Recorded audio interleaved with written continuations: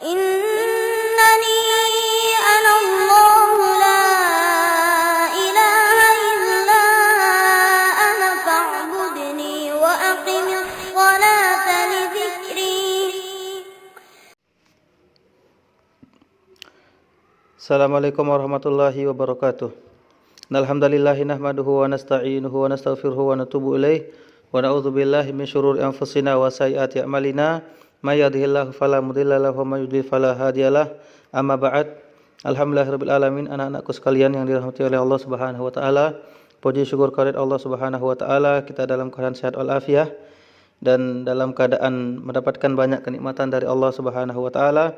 Maka harapannya semoga kita bisa memperbaiki diri kita, meningkatkan amal ibadah kepada Allah Subhanahu wa taala. Dan kita juga alhamdulillah bisa kembali bertemu untuk melanjutkan pelajaran kita pada kali ini, yaitu yang berkaitan dengan masalah fikih. Dan ini adalah pertemuan yang kedua, masih yang berkaitan dengan masalah zakat. Adapun tujuan pembelajaran yang ingin kita capai pada pertemuan kali ini, yang pertama adalah santriwati mengetahui 5 jenis harta yang wajib dikeluarkan zakatnya. Kemudian yang kedua, santriwati mengetahui rincian 5 jenis harta yang wajib dikeluarkan zakatnya. Yang ketiga, santriwati memahami dalil-dalil yang menjelaskan tentang jenis harta yang wajib dikeluarkan zakatnya. Selanjutnya kita masuk ke pembahasan. Santriwati yang dirahmati oleh Allah Subhanahu wa taala, kita akan fokus berkaitan dengan al-amwal az-zakawiyah. Maka ana minta fokus. Satu yang akan kita bahas adalah berkaitan dengan harta-harta yang wajib dikeluarkan zakatnya. Maka pertanyaannya, uzkuril amwal az-zakawiyah. Sebutkanlah harta-harta yang wajib dikeluarkan zakatnya. Di sini disebut harta-harta yang wajib dikeluarkan. Sebagaimana kita sebut pada pertemuan sebelumnya, tidak semua harta yang dimiliki kaum muslimin wajib dikeluarkan zakatnya. Ada beberapa harta yang wajib dikeluarkan zakatnya. Tajibu zakatu fi khamsati ajnasin minal amwal wahiyah. Ada 5 atau wajib zakat dikeluarkan pada 5 jenis harta. Wajib zakat dikeluarkan pada 5 jenis harta. Berarti selain 5 jenis harta ini tidak wajib dikeluarkan zakatnya. Yang pertama, saimatu bahimatil an'am wahyal ibilu wal baqaru wal ghanamu. Hewan ternak, yaitu ibil unta, bakor sapi, ghanam kambing. Ketiga jenis hewan ini apabila dimiliki oleh seseorang dan sudah mencapai nisab jumlah tertentu, maka dia wajib dikeluarkan zakatnya. Ini bagi orang-orang yang memiliki ketiga jenis hewan ini. Bagaimana kalau dia memiliki selainnya, seperti mungkin dia ada yang memelihara ayam, bebek dan yang lainnya, maka tidak ada zakatnya.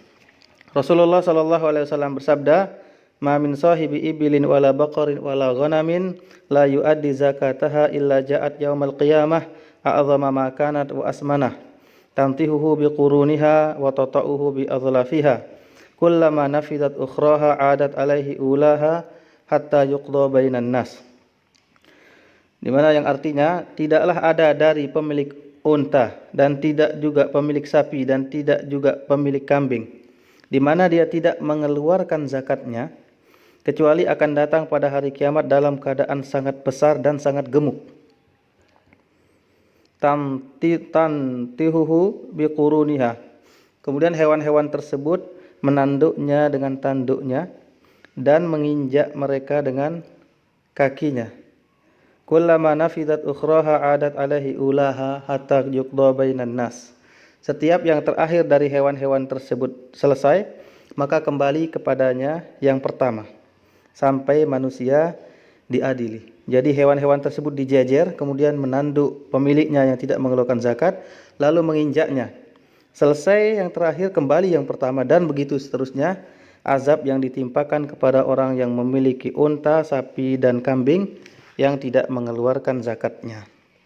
Kemudian yang kedua adalah an-naqdani, orang yang memiliki dua mata uang, wahuma az-zahab wal fiddah, yaitu emas dan perak, maka wajib bagi mereka mengeluarkan zakatnya jika sudah mencapai nisab atau jumlah tertentu.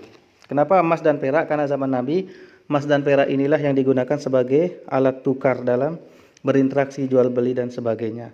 Wa kadzalika ma yaqumu maqamahuma minal umulatil waraqiyah. Begitu juga yang menggantikan keduanya berupa uang kertas. Karena zaman sekarang kita tidak menggunakan emas dan perak tapi menggunakan uang kertas, maka sama hukumnya. Karena sama-sama digunakan sebagai alat tukar. Orang yang memiliki emas dan perak zaman dahulu itu yang mereka gunakan untuk membeli sesuatu. Zaman sekarang menggunakan uang kertas, berarti sama-sama digunakan untuk alat tukar, maka sama hukumnya. Liqaulihi ta'ala, berdasarkan firman Allah Subhanahu wa taala, walladzina yaknizuna adh-dhahaba wal fiddata wa la yunfiqunaha fi sabilillah fabashshirhum bi'adzabin alim. Dan orang-orang yang menyimpan emas dan perak dan tidak menginfakkannya di jalan Allah, maka berikanlah kabar gembira kepada mereka bahwa mereka akan mendapat azab yang pedih. Ini azab bagi orang-orang yang menyimpan emas dan perak dan tidak menginfakkannya di jalan Allah, maksudnya tidak mengeluarkan zakatnya, maka diancam dengan azab yang pedih.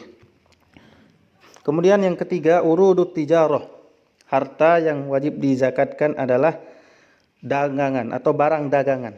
Wa hiya kullu ma a'adda atau uidda lil bai'i wasyira. Segala yang dipersiapkan untuk diperjualbelikan untuk mendapatkan keuntungan. Maka siapa yang berusaha melakukan dagang, dia wajib mengeluarkan zakatnya jika mencapai nisab atau jumlah tertentu. Liqaulihi ta'ala, berdasarkan firman Allah, ya ayyuhalladzina amanu anfiqu min thayyibati ma kasabtum.